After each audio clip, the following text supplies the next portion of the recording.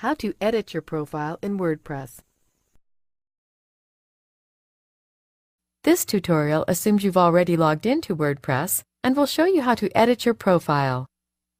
Click Users in the left margin.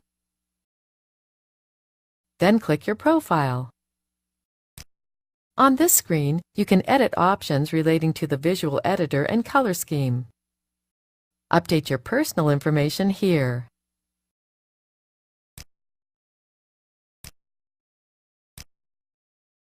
You can also enter some biographical information.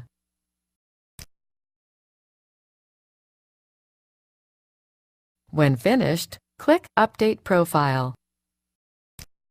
That's it! Your profile has been updated. This is the end of the tutorial.